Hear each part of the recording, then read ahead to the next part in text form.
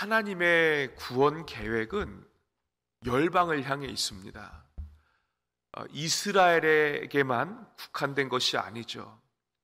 근데 안타깝게도 여전히 유대인들은 타 민족에 대한 배타성을 가지고 있었다라는 사실을 우리는 성경을 통해서 발견할 수 있습니다. 그러나 하나님께서 아브라함에게 주신 언약만 살펴보아도, 그를 어떻게 불러내셨는지만 살펴보아도 그 유대인들이 하나님의 의도를 정말 오해하고 있었다라는 것을 우리는 분명히 알 수 있죠. 아브라함이 어디 출신이었습니까? 갈대아 우르 사람이었죠. 특히 우르라는 곳은 달을 숭배하는, 그러니까 우상 숭배하는 아주 그 도시였잖아요. 그런데 하나님을 알지도 못했을 때에 하나님이 그를 부르시고 또 그에게 약속하시기를, 창세기 12장 2절 3절을 보면 너는 복이 될지라 말씀을 하신 후에 땅의 모든 족속이 너로 말미암아 복을 얻을 것이다. 그죠? 그러니까 하나님의 이 구원의 계획이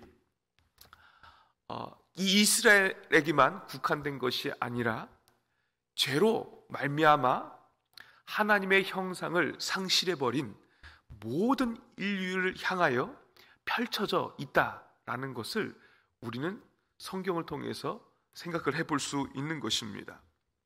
그래서 이 흐름이 어떻게 이어집니까? 예수님께서 마태복음 28장을 통해서 모든 족속으로 제자를 삼아서 아버지와 아들과 성령의 이름으로 세례를 주라. 그리고 예수 그리스도 승천 이후에 성령께서 임하시면 우리가 땅끝까지 그 증인된 역할을 감당해야 된다라고 성경이 말씀하고 있습니다. 그러니까 아브라함에게 말씀하신 땅의 모든 족속은 오늘을 살아가는 우리에게 성령의 임재로 말미암아 땅 끝을 향하게 하는 사명으로 주어지고 있다라는 사실을 성경이 말씀하고 있는 것이죠. 오늘 우리가 본문을 볼 때에도 그런 하나님의 마음이 담겨져 있는 것을 너무나도 분명하게 확인할 수 있습니다. 우리 2절을 한번 읽어보시겠습니다. 2절 시작. 여호와께서 야곱의 모든 거처보다 시온의 문들을 사랑하시는도다. 아멘. 이게 무슨 말일까요? 야곱의 모든 거처보다 시온의 문들을 사랑하시는도다. 야곱이라는 것은 이스라엘의 모든 지파를 의미하는 것이죠. 그런데 그들을 사랑하지 않는다는 게 아닙니다. 여기에 문맥을 보시면 시온의 문들을 사랑한다라는 것은 하나님의 구원 계획이 어떠한지를 보여주고 계시는 거죠. 특히 시온이라는 것은 정말 중요한 의미를 담고 있습니다. 특별히 그 시온이 있는 그 예루살렘, 그 지형적인, 그 지리적인 의미가 역사적으로 얼마나 중요한지 모릅니다. 아브라함 시대에 모리아산, 그죠? 그 모리아산이 이 시온이 있던 예루살렘에 있던 산이죠. 그런데 거기서 어떤 일을 하나님이 요구하셨습니까?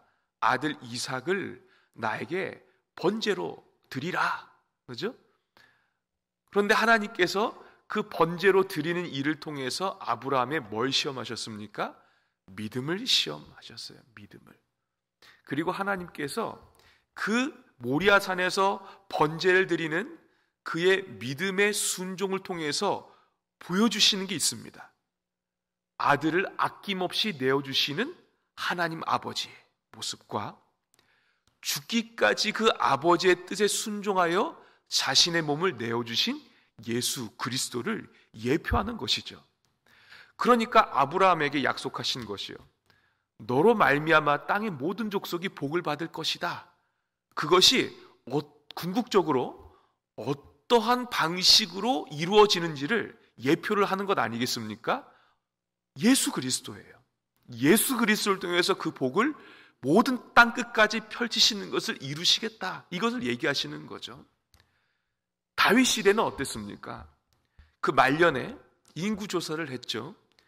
전염병으로 7만 명이 죽었습니다. 여호와의 사자가 갓에게 말하여서 명하기를 오르난 타작마당에 번제단을 쌓으라고, 그죠? 단을 쌓으라고 전하라고 얘기하죠.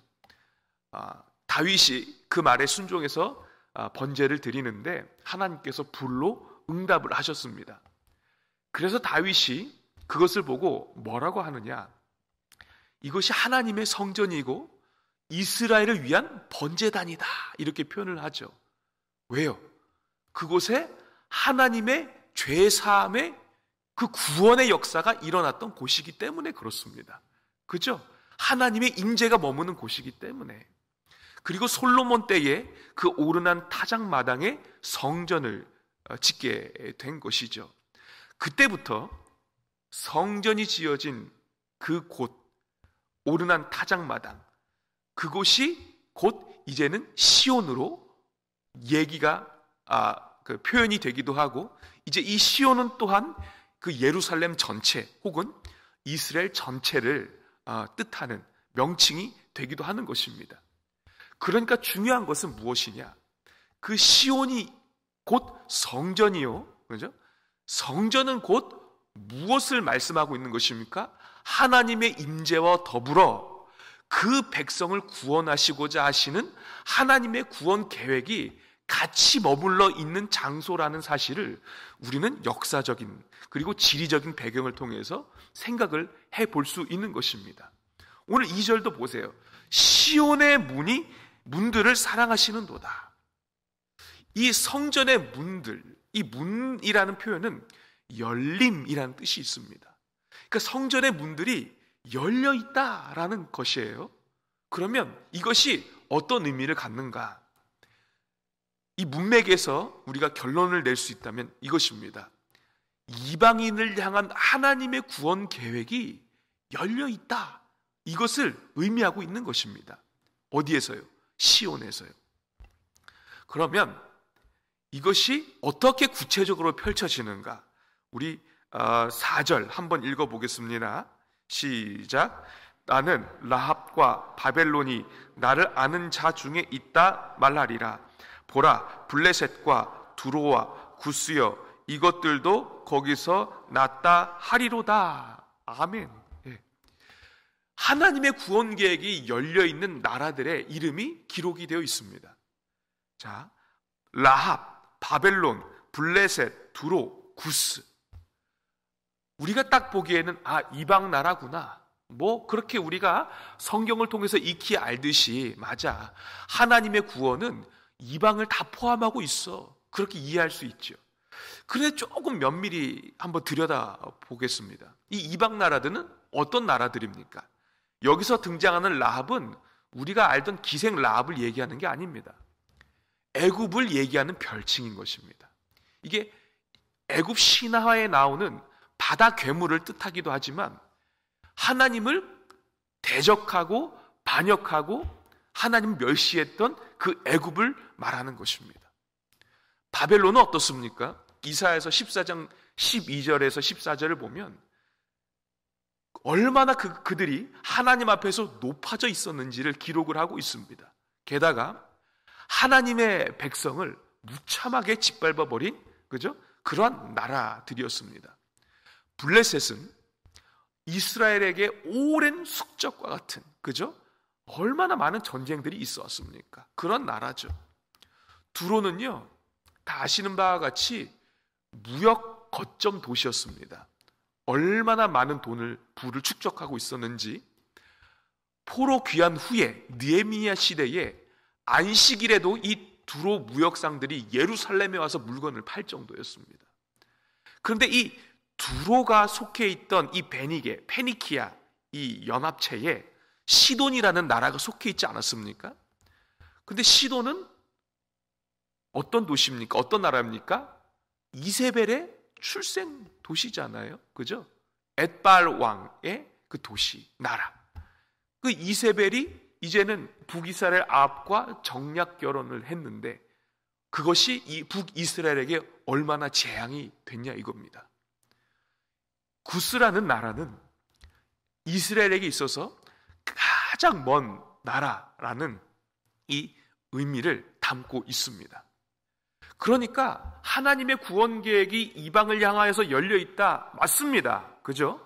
그런데 이 나라들을 면면히 뜯어다 보면 이들이 구원받을 수 있는 자격 조건을 갖추고 있습니까? 없습니까? 전혀 없는 거예요. 전혀 없다는 것을 성경이 의도적으로 드러내고 있죠. 하나님을 대적하는 나라예요. 하나님을 만홀히 여기는 나라입니다. 그죠? 하나님의 백성을 무참하게 짓밟은 나라 아니겠습니까? 우상 숭배하는 나라예요. 아예 이제는 저기 땅 끝에 있는 나라라고, 하나님의 구원이 미칠 수 없는 나라라고 지금 성경이 드러내고 있는 것입니다. 그런데 뭐라고 지금 말씀을 하고 계세요? 하나님의 구원의 문이, 그 구원의 계획이 이들에게도 열려 있다라는 것을 지금 성경이 말씀하고 있는 것입니다. 그래서 보세요. 4절에 나는 라합과 바벨론이 나를 아는 자 중에 있다. 그리고 블레셋과 드로와 구스여 이것들도 거기서 났다 하리로다. 그러니까 1인칭 시점에서 하나님이 이들도 내가 아는 자들 중에 있다. 안다라는 것은 구원받은 백성, 그 명단, 그 목록에 있다라는 것을 지금 말씀해 주고 계시는 것입니다. 그러면 우리가 여기에 대해서 어떠한 교훈을 받을 수 있을까? 몇 가지 생각을 해보고 말씀을 정리하겠습니다. 첫 번째는 하나님의 구원 계획은 멈추지 않는다는 것입니다. 한번 가만히 생각을 해보세요. 성막이 세워졌던 그 광야 시대부터 성전이 있었던 그 왕정 국가 시대를 생각해 보자고요. 하나님의 임재가 있는 그 성전이 있었음에도 불구하고 그 당신의 백성들이 성전 중심으로, 하나님 중심으로 사는데 성공했습니까? 실패했습니까? 실패했죠. 그들이 하나님의 징계를 받고 나라가 망해서 포로로 끌려갔잖아요. 고레스 왕의 은혜로 그들이 다시 들어왔단 말이죠. 포로 귀환했단 말이죠. 그래서 스룹바벨 성전이 다시금 재건이 되었습니다. 그런데 성전이 재건되었음에도 불구하고 그들이 하나님 백성답게 사는데 성공했습니까? 실패했습니까? 우리 에스라, 느헤미야 말씀을 봐서 다 알잖아요. 오히려 말씀을 받은 자들이, 말씀을 가진 자들이 또 이방 여인과 통혼했잖아요. 그죠? 개가 토한 것을 다시 먹는 것처럼. 아니, 그 죄 때문에 나라가 망했는데도 불구하고 정신을 못 차려요. 그러니까 성전이 있음에도 불구하고, 이 말은 하나님이 그 자비로, 은혜로 그들에게 구원을 펼치셨음에도 불구하고 그들이 변화가 안 된다는 것입니다. 소위 사실 하나님이 기쁘신 뜻대로 이스라엘을 택하셔서 그런 것이지, 이 이스라엘이요, 바벨론, 그죠? 애굽, 구스, 두로, 이 블레셋, 이들과 사실 다를 바가 없는 것입니다. 구원받을 자격 조건조차 없는 것입니다. 그러나 하나님은 그들조차도 포기하지 않으시고 하나님께서 그들 가운데 거하시겠다고 지금 역사적으로도 말씀하시고 증명해 내시는 거 아니겠습니까? 결국에는 계시록 21장 말씀처럼 성전 자체 되신 그 예수님께서 직접 사람의 몸을 입고 이 땅에 오심으로, 그죠? 자기의 몸을 내어주셔서 그 자격 없는 자들, 죄인된 그들을, 우리를 구속하시는 것 아니겠습니까? 그리고 그것은 궁극적으로 새 예루살렘이, 그 성전이 이 땅 가운데 임하는 그날 마지막에 완성하시겠다고 요한계시록에서 말씀하고 계시는 것입니다. 그러니까 하나님의 구원은 멈추지 않아요. 하나님은 사람을 구원하시는데 포기함이 없으세요. 그리고 막힘도 없으세요. 그 무엇도 하나님의 구원을 막을 것이 없다는 것입니다. 그렇죠? 믿으십니까? 네. 그래서 오늘 우리가 여기에 있는 것입니다. 우리가 뭐 자격이 있어서 예수를 믿었습니까? 아니죠. 하나님의 기쁘신 뜻 가운데 말로 다 할 수 없는 하나님의 강권적인 사랑 앞에 우리가 끌려나와 예수 믿고 이 자리에서 예배드리는 특권을 누리는 것 아니겠습니까? 그죠? 그것입니다. 그래서 우리 마음 가운데 몇 가지 기도 제목을 품고 또 결단을 했으면 좋겠습니다. 하나님이 이제는 우리를 성전 삼으셨습니다. 하나님이 성전의 문을 열고 만 백성을 구원하시기로 작정하셨잖아요. 이제는 우리를 성전 삼으시고 우리를 땅 끝으로 보내는 하나님의 증인으로 삼으셨다는 것입니다. 그러니까 우리도 어느 곳에 처해 있든지 간에 열방을 향하여 전도하는 일을, 그 복음을 증거하는 일을 우리도 멈춰서는 안 될 것입니다. 이것이 우리에게 하나님이 사명으로 주신 것입니다. 그러니까 한번 곰곰이 생각을 해보세요. 내 주변에 복음을 전해야 될 자가 누구인가? 또 한 가지, 포기하지 말자는 것입니다. 우리가 전도를 하다 보면 변화되지 않는 그 사람 때문에 아유 됐어, 내가 할 만큼 했지, 그리고 그냥 마음에서 그 사람을 이렇게 놔버릴 때가 있어요. 그것이 내 남편이 될 때도 있고 아내가 될 때도 있고 형제 자매 부모가 될 때도 있고 가까운 지인이 될 때도 있습니다. 그러나 구원은 하나님의 능력에 달려있는 것이지 나에게 있는 것이 아닙니다. 하나님께서 원하시는 것은 우리 보고 네가 그 사람을 구원시켜라 아닙니다. 우리는 할 도리만 하면 되는 것이죠. 포기하지 아니하고 복음을 증거하는 일이에요. 그 텍사스의 어떤 한인교회에 유명한 한인교회가 있습니다. 그런데 그 가정교회로 유명한데 어떤 한 권사님의 간증을 들은 적이 있어요. 한 사람을 놓고 몇 년을 품었는가? 무려 17년을 품었습니다. 17년이요. 하실 수 있겠습니까? 아멘 하셔야죠. 아멘. 예, 아멘. 그분이 하셨다면 우리도 하나님이 도와주시면 할 수 있는 것입니다. 하나님께서 원하시는 것입니다. 그런데 때가 되니까 그분이 회심을 하게 되는 거예요. 세례를 받을 때에 얼마나 감격 속에서 그분이 하나님 앞에 돌아오는 것을 간증하고, 그죠? 고백을 하는지, 그리고 그분을 품었던 그 권사님 마음에 얼마나 큰 기쁨이 있는지, 그죠? 우리 그거 다 경험해 봤잖아요. 한 사람이 돌아오면 하늘에서 잔치가 열리는 거예요. 그 기쁨을 포기하지 않는 자에게 주실 줄 믿으시기를 바랍니다. 마지막 한 가지, 함부로 단정 짓지 말자는 것입니다. 우리가 딱 보기에 바벨론, 애굽, 블레셋, 두로, 이 구스, 하나님의 구원의 대상이나 되기도 합니까? 안 되죠. 이들은 하나님으로부터 징계받아야 될 마땅한 자입니다. 그러나 하나님은 긍휼이 풍성하신 분입니다. 오래 참으시는 분입니다. 돌아오기까지 기다려주시는 분이 우리 하나님 아버지이십니다. 니느웨 성도 하나님이 용서해 주셨습니다. 그죠?